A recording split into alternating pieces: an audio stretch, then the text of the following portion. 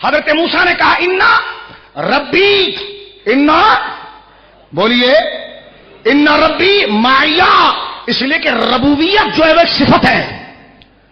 اور حضرت موسیٰ نے اس بات کو ذکر کیا کہ حق تعالی کی معیت جو ہے وہ اس کی صفت کے ساتھ ہمارے ساتھ ہے. اور لفظ اللہ یہ ذات ہے.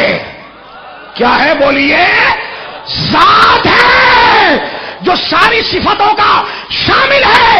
حضور نے یہ نہیں فرمایا رب ہمارے ساتھ، فرمایا وہ خدا جس کی صفت رب ہونا ہے وہ ذات ہو کر ہمارے ساتھ ہے.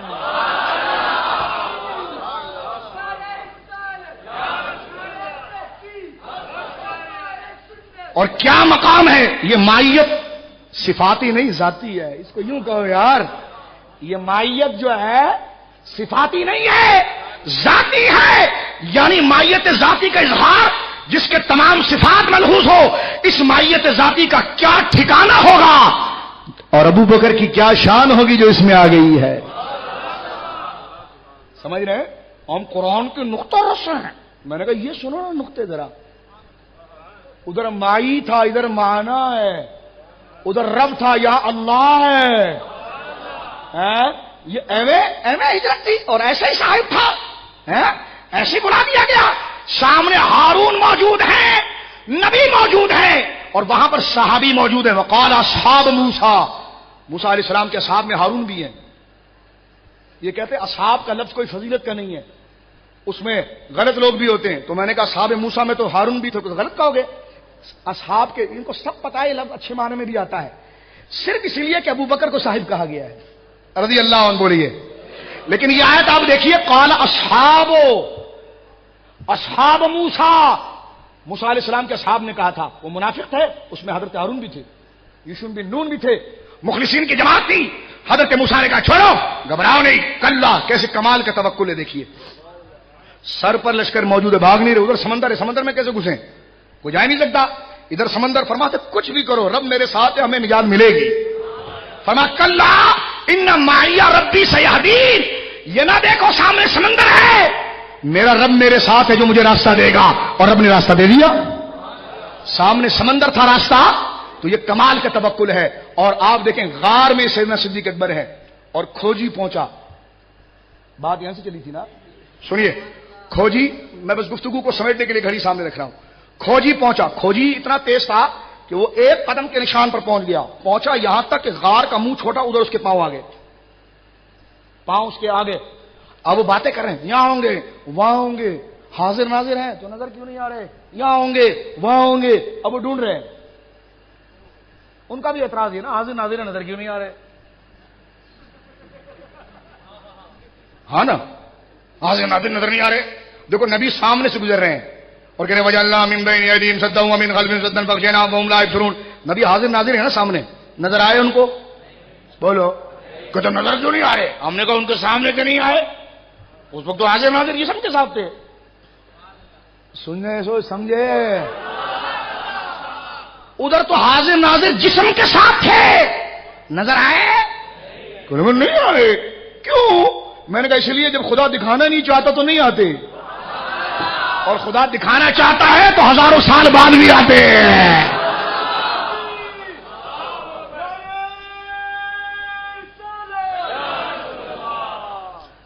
اب سنیے میری بات. آپ فرمایا ان معی ربی سیہدین، اور حضرت نبی پاک نے فرمایا ان اللہ معنا.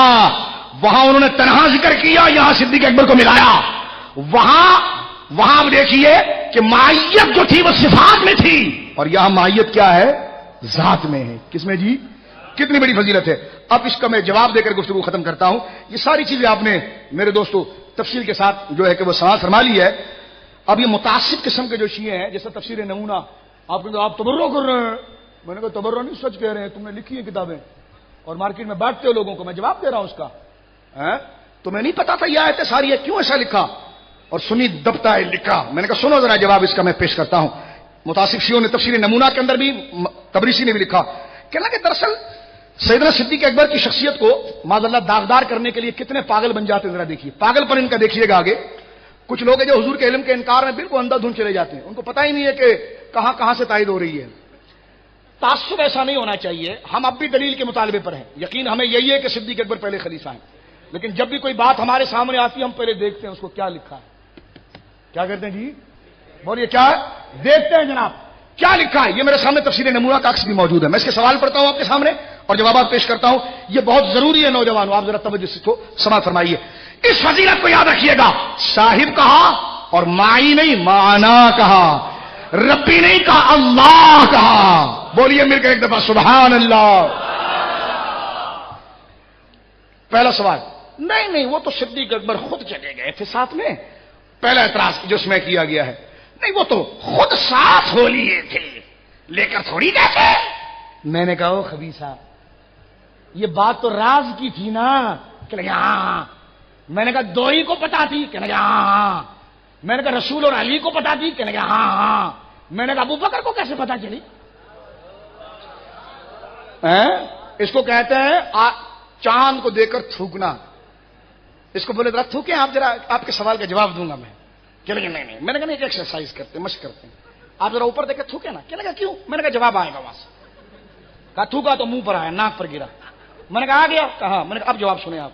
بالکل اس کی مثال اب جوابوں میں آپ دیکھیے گا. کیونکہ جو چاند کی روشنی پر تھوکتا ہے تو اسی پر گرتا, چاند کو کچھ نہیں ہوتا. سمجھ رہے میری بات آپ؟ اور وہ چاند جو رسول اللہ کی آغوش میں پلے, جو حضور کے گنبد میں آئے, ہاں والضحا واللیل والضحا واللیل اذا سجا کے دامن میں رہے.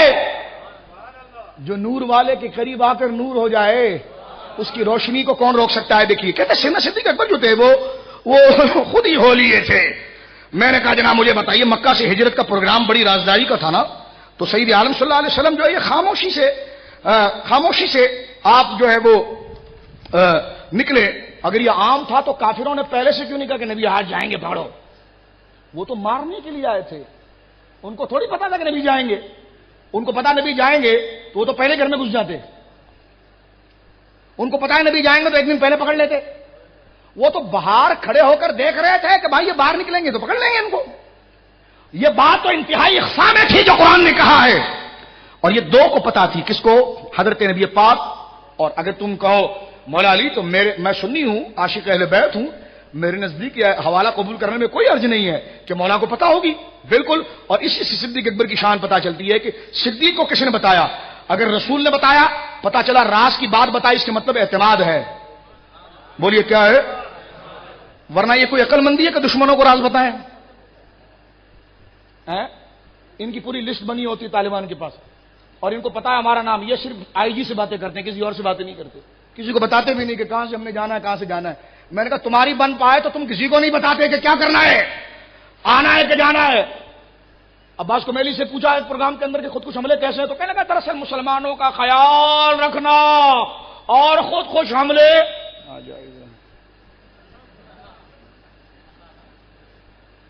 اس نے کہا جی یہ نیٹ پر لگی ہوئی یوٹیوب میری اس کے ساتھ, وہ عامر لگا تو پھر میں نے حضرت وہ خود کش حملہ کہ لگا عام ملک میں, آواز بلند کر کے, ملک میں دہشت گردی پھیلانا اور خود کش حملے حرام.